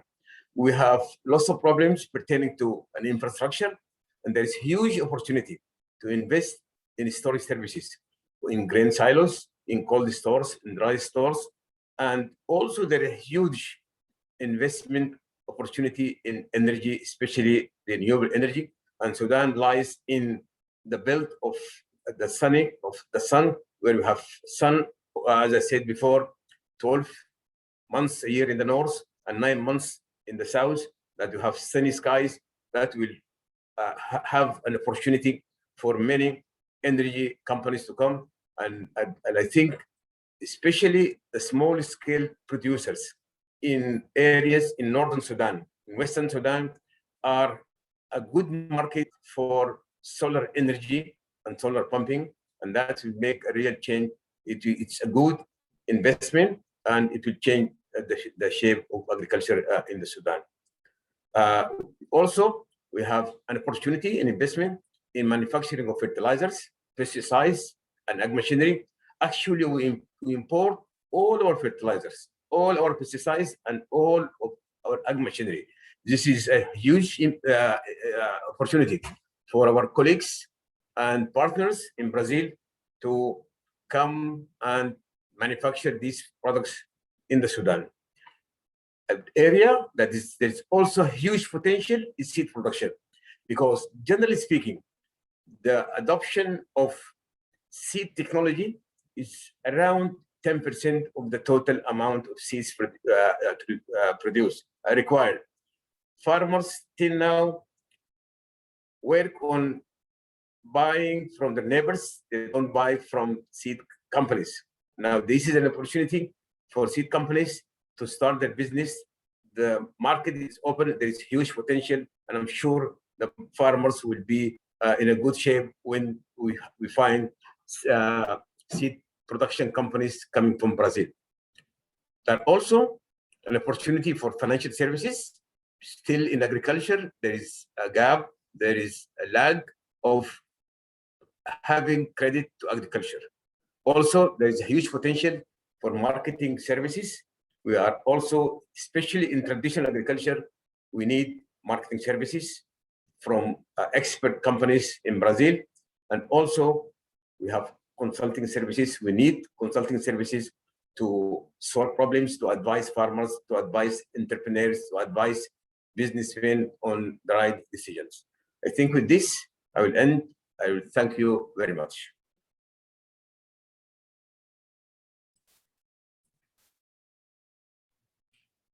Muito obrigada, professor Mamon, excelente apresentação. Bom, com isso, nós finalizamos as apresentações dos nossos convidados. Acho que aqui foram colocadas diversas informações. And we have many information here, many opportunities between Brazil and Sudan. And between opening for questions here, I would like to invite you guys to answer the question via Zoom, which is a satisfaction survey. I would like to ask you to answer this. I have some questions here. And the first question I would like to bring to Embrapa. Is there opportunity for cooperation for the meat sector with Sudan?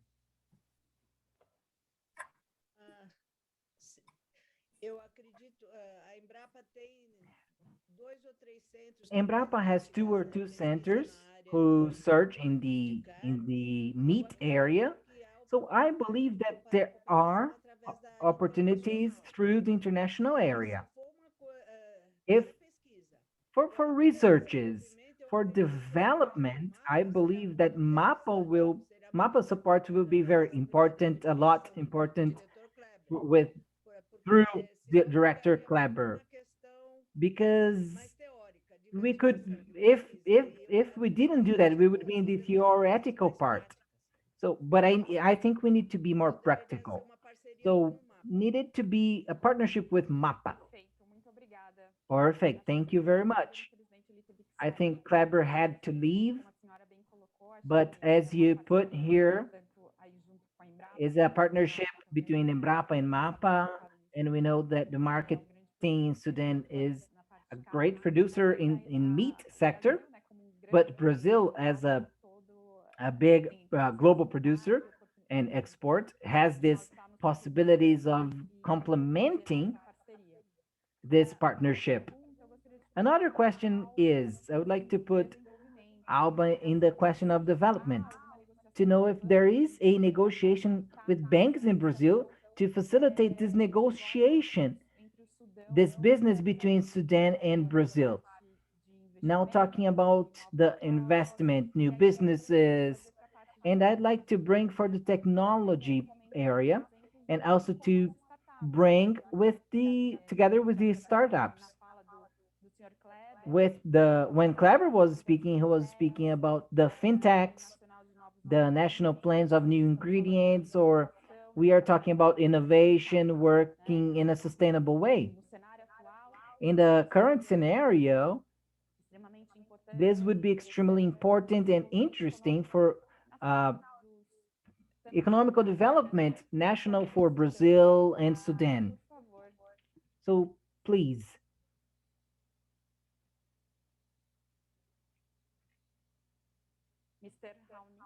Mr. Howney?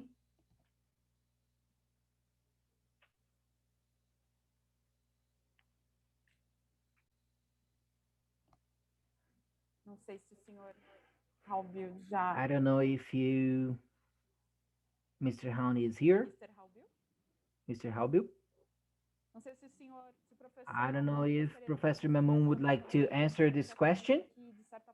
I believe this CTC has worked with that. Do you have this historical of working very strongly with the innovation technology? And I can give the question from the public for you. How do you see this partnership in fintechs? Yes, I think there is a good opportunity to cooperate in technology, the area of technology. CTC had been working previously in introduction of Brazilian technology to Sudan. I'm sure we welcome any innovations, and our audience, our farmers also are looking forward. We have very much, we have farmers of very high awareness, and they have very good spirit in accepting modern technologies.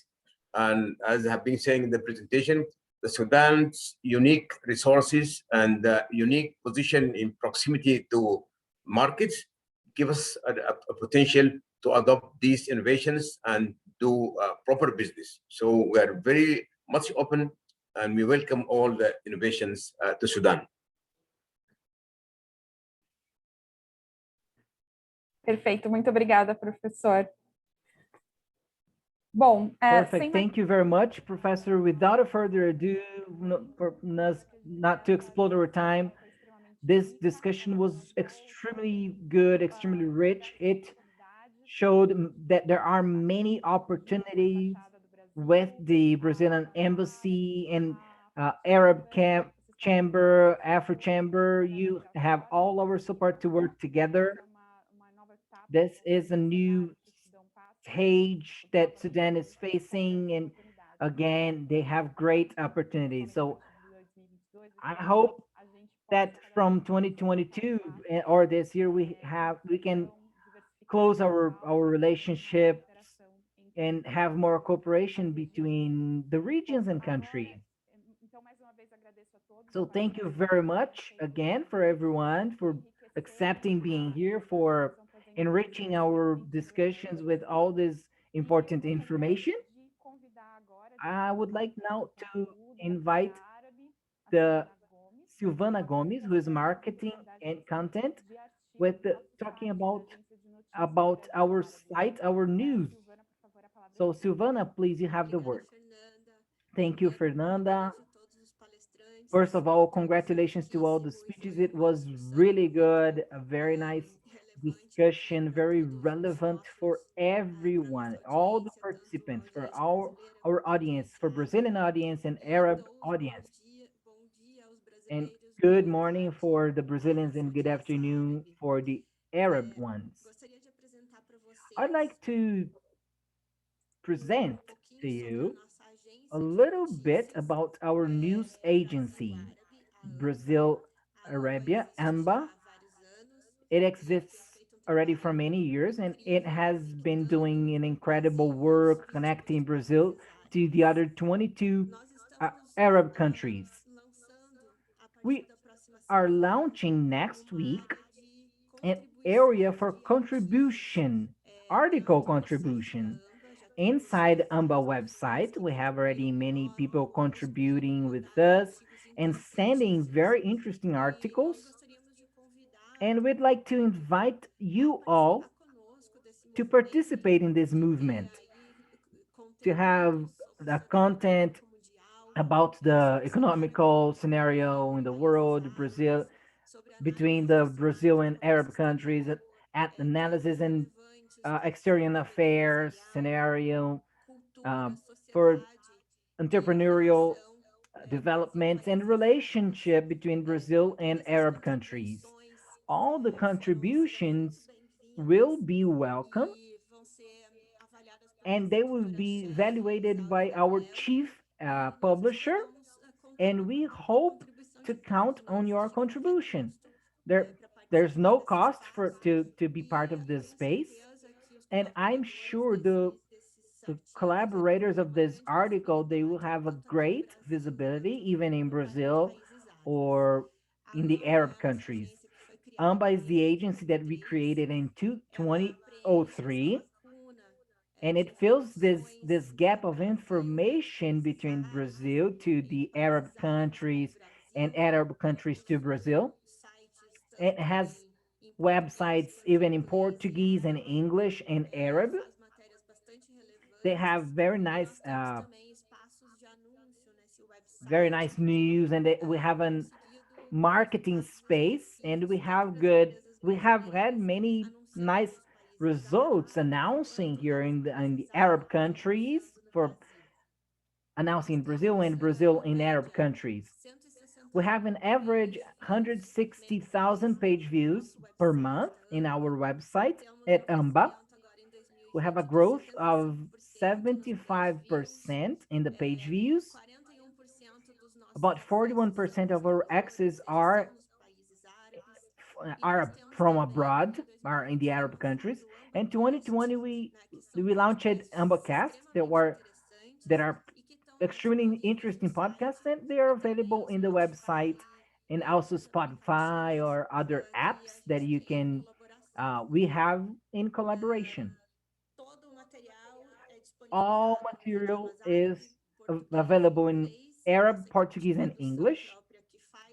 We have a translation team that translate that. We get the articles in Portuguese and English, and we will translate it into other idioms, other languages.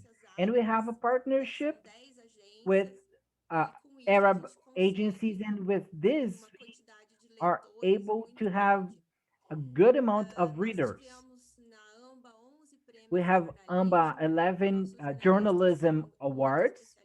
They are very expert, and they can receive the Brazilian content and translate them very interestingly to Arab countries, and even receiving content from Arab countries and put in an interesting language for Brazilian people. With this, I leave our team here of AMBA for you, available for you, and the articles can be sent directly to the website, to the email artigos at amba.com.br, and we will keep in touch with all the collaborators of this space. Thank you very much. Now I'll give the word back to Fernanda, and Fernanda will finish up. Thank you, Silvana. Now let's go to the final considerations. And with this, I would like to invite our partner, Rui Mukaji, president from the AFroChamber, to register his final considerations. Rui, you have the floor. Thank you very much, Fernanda. Thank you very much, everyone who are here in this meeting talking about Sudan. I'm really happy to see Professor Mamoon again, the Ambassador Patricia and Ambassador Shafi, and our guests, Dr. Marilia who's the very first time that we are getting to know each other. But again, thank you for your presence here. And also, Dr. Eber, we thank you very much, you all, Dr. Halbiu, also who was speaking from Sudan. We had some problems related to connection there, but these are opportunities that need to be worked. And we would like to thank the AFroChamber who is participating with us, allowing this participation for this meeting to happen. Thank you very much, you all, and have a great day. Obrigada, Rui. Thank you, Rui. Na sequência, eu gostaria de chamar, então, a embaixadora. Now I'd like to call Embaixadora Patrícia Lima As suas considerações finais. to give her final considerations. Please, Ambassador, you have the floor. Bom, foi prazer ouvir a Well, it was a pleasure to listen to everyone. doutora Marília, ainda Verify Dr. Marilia. I hadn't had the pleasure to meet her in person or virtually. I was shocked with this. I think this is a way that Dr. Mamoun brought. We have talked a lot about the hunger in Sudan. That's a big problem, a sad problem related to development. And we have many, many indications from you that can be a good way. foi o doutor Kleber, So I think Dr. Kleber talked, momento, todos everyone who are here que se faz muito, né? were showed that we Faz pouco, mas a gente do a lot. We think we do just few things, but we do a lot of related to innovation, research. We see CTC, which is a business that has grown in research, and they open new ways, new opportunities. It's an awareness or recognition. It's very nice. It was great to be able to be here to give this step forward. seguido de outros, To talvez de natureza mais I hope this is followed by other one, maybe more practical, and open a bridge, open an opportunity for more intense cooperation that Brazil and Sudan deserve. Just one word here that someone desperately were talking about the bank transfer. This is a way that started to be unblocked. This Paris conference, there were a representative of the money in the US, and they said that there's not need more that transactions from Brazil and Sudan and world will be blocked. So Brazil is still have some difficulty to understand this, but let's see if other banks can start doing that and see if we can make this reality possible between Brazil and Sudan. I thank you for AFroChamber support, AFroChamber, Afro Arab Chamber always. I hope to see you again. Obrigada, embaixadora. Thank you, Ambassador. Com certeza, também esperamos. Of course, we do hope Com uma delegação brasileira. with the Brazilian delegation.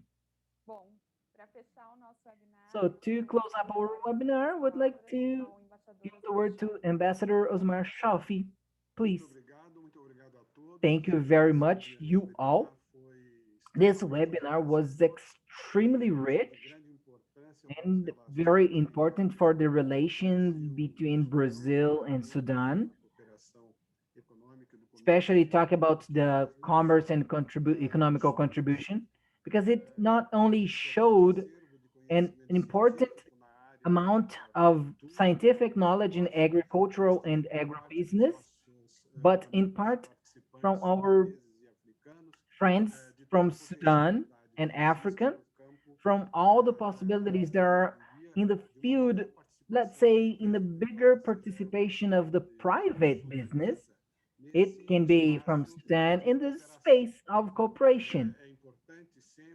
It is important always to highlight that not only the institutional structure that the governments offer for this relation, it is fundamental to have this participation, not only having the governmental, but having a active participation from the entrepreneurial community.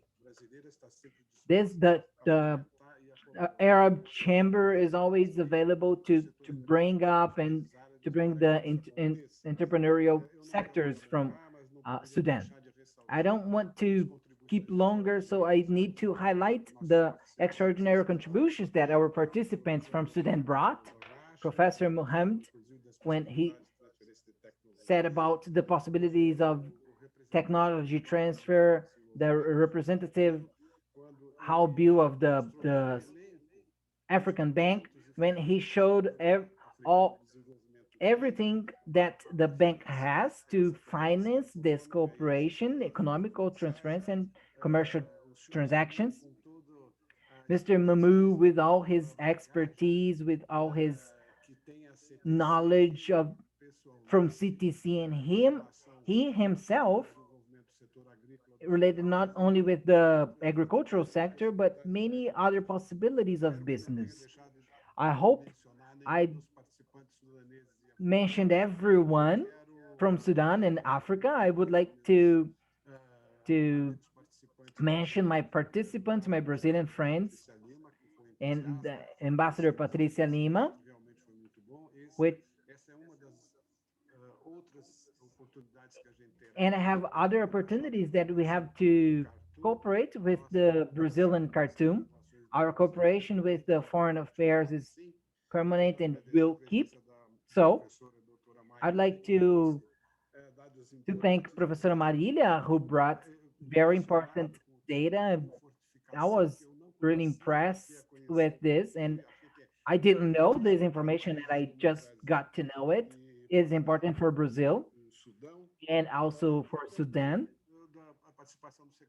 and also the participation of Kleber, Secretary Kleber, but it was really extremely important. I know he needed to go. He brought some very important information, not only about Brazilian agriculture and the potential agribusiness in Brazil, but also the opportunities that are open for a cooperation between Brazil and Sudan, because there are many opportunities as shown here.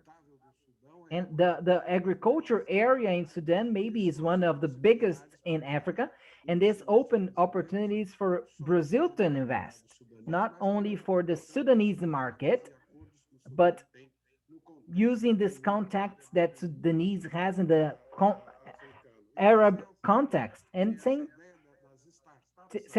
to Kleber that this ideas of agriculture startups is very good, because we have created the lab CCAB, which is a space for startups that we will make available not only for our physical space, but as a technological platform to create an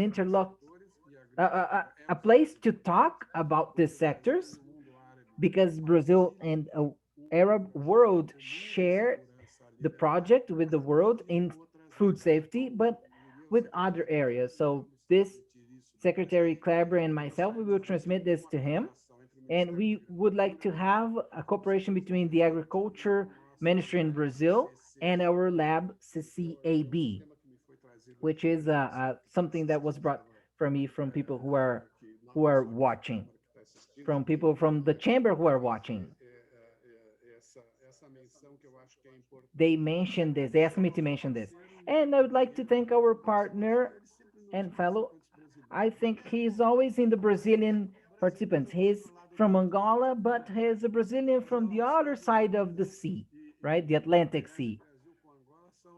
Brazil and Angola relationships are historical. They are secular, but they are historical. Rui, it's a big pleasure to have you here. Always. I think I didn't forget anyone. If I did, you please remind me. But I would like to thank our people from the technical area, content, everyone who are working the facilities, with all the ones who are working for us to have this webinar. Very good, very successful. I see here that many people here, I see many comments, and this webinar was excellent. That's what people are saying. that was created a great interest, and we have big perspectives in opening new businesses and projects of cooperation, concrete cooperations. Thank you very, very much. Good morning to everyone in Brazil. Good afternoon, almost good evening for everyone in Sudan. A very warm hug for the Arab Chamber and all collaborators.